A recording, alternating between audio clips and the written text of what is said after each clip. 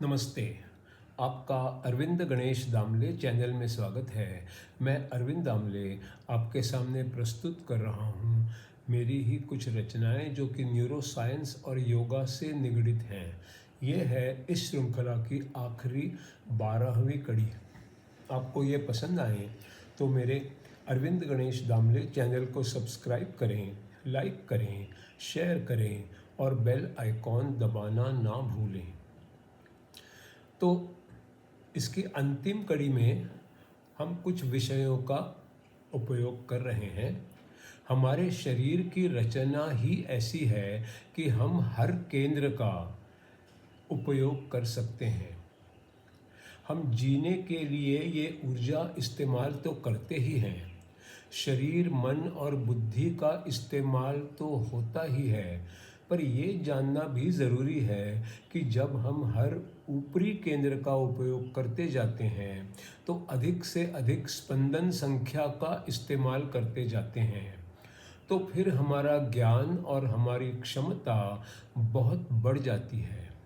ऊर्जा पहले, फिर दूसरे और फिर तीसरे केंद्र से मिलने लगी तो फिर इच्छा शक्ति और आत्मविश्वास बढ़ जाता है। हम स्वतंत्र हैं ऐसा अनुभव आने लगता है। हमारा डर कम हो जाता है। सबके प्रति प्रेम कुछ मात्रा में बढ़ जाता है। चौथे केंद्र पर काम करने पर हम जो कुछ समझे हैं वो अच्छी तरह व्यक्त कर सकते हैं। जो कुछ हम समझे हैं वो अच्छी तरह व्यक्त कर सकते हैं। पांचवें केंद्र के उत्तेजित होने के बाद छठे केंद्र के काम करने लगने पर हमारे मस्तिष्क का जो भाग होता है, पर अभी तक वो जैसे कि सोया हुआ होता है, वो भाग भी काम करने लगता है। और अनेक कोटि कोटि की संख्या में जो हमारे दिमाग में न्यूरॉन्स होते हैं वो अधिक मात्रा में काम करने लगते हैं। जो कुछ है, जो सत्य है, वो पूरी तरह स्पष्ट होता जाता है। सोच का धुंधलापन, गलतफहमियाँ और संशय दूर हो जाते हैं। शरीर, मन और बुद्धि का संतुलन हो जाता है। हम ज्ञानी हैं ऐसे महसूस होने लगता है। हम, संसार, ब्रह्मांड सब ही एक मशीन की तरह मिलजुल के काम करने लगते हैं। उसके बाद फिर सातवां केंद्र जग जाता है और फिर हमारी जिंदगी धन्य हो जाती है। इस केंद्र के जग जाने पर कोई इच्छा, अपेक्षा, ध्येय आदि कुछ भी नहीं रहते। कुछ कम कर्म करने को रहता ही नहीं। और फिर उसके बाद आठवां केंद्र जो कि शरीर के ऊपर होता है वो काम करने लगता है। पहले केंद्र की स्पंदन संख्या कम होती है और आठवें की सबसे अधिक होती है। अगर ऊर्जा नीचे से ऊपर तक आसानी से जा सके तो सबसे अधिक प्रगति हो सकती है। कभी कभी ऊर्जा पहले केंद्र में ही अटक जाती है।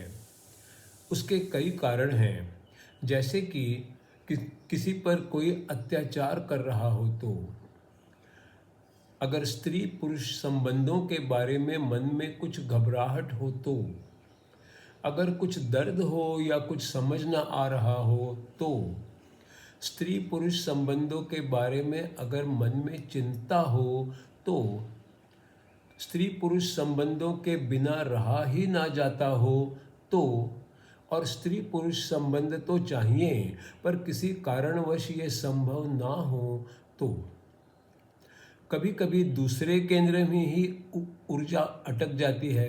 उसके भी कई कारण हैं, जैसे कोई किसी पर झूठे आरोप लगाता हो तो, दूसरा हम में कोई कमी महसूस होती हो तो, तीसरा हम कुछ कर ही नहीं सकते ये भावना हो तो, चौथा कहीं दर्द होता हो या कोई बीमारी हो और हम सक्षम नहीं हैं ये महसूस होता हो तो, पांचवा हमने कुछ बुरा किया हो या हमने कुछ बुरा किया है ऐसा केवल लगता हो और उसके बारे में लज्जित होना पड़े तो, और छठा कोई बड़ा गुनाह किया हो या किया है ऐसा केवल लगता हो तो।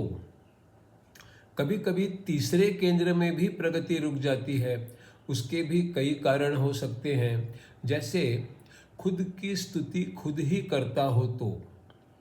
दूसरा, हद से ज़्यादा गर्व या अभिमान हो तो। तीसरा, हर बात बहुत जल्दबाजी में हो जाए ऐसा अगर लगता हो तो। हर बार देर हो रही है ऐसा लगता हो तो। और उचित समय पर रुकना भी मुश्किल लगता हो तो। चौथा, मन की इच्छा तो है पर उन इच्छाओं को ज़बरदस्ती दबा कर रखा हो तो। पांचवा, जो भी करना है उसमें बहुत स्पर्धा हो और हम सबके पीछे रह गए ऐसा लगता हो तो। इनमें से पहले तीन केंद्रों में ऊर्जा अवकाश में सभी जगह होती है, उसका उपयोग कैसे करें ये सवाल है। जिस बात की ज़रूरत है वो केंद्र उत्तेजित कैसे करें ये एक और सवाल है। एक एक करके हम हर केंद्र पर विचार स्थिर कर सकते हैं। सबसे पहले नीचे के पहले मूलाधार केंद्र पर ध्यान देना है, लंबी सांस लेनी है और सुखासन में बैठकर उसे ऊपर की ओर दबाना है। फिर नीचे से ऊपर तक हर चक्र पर ध्यान देना है और दबाना है और ऊर्जा को ऊपर की तरफ धकेलते जाना है। ज़रूरत के अनुसार हर चक्र कार्यान्वित किया जा सकता है और शरीर के हर काम को अधिक से अधिक क्षमता से किया जा सकता है।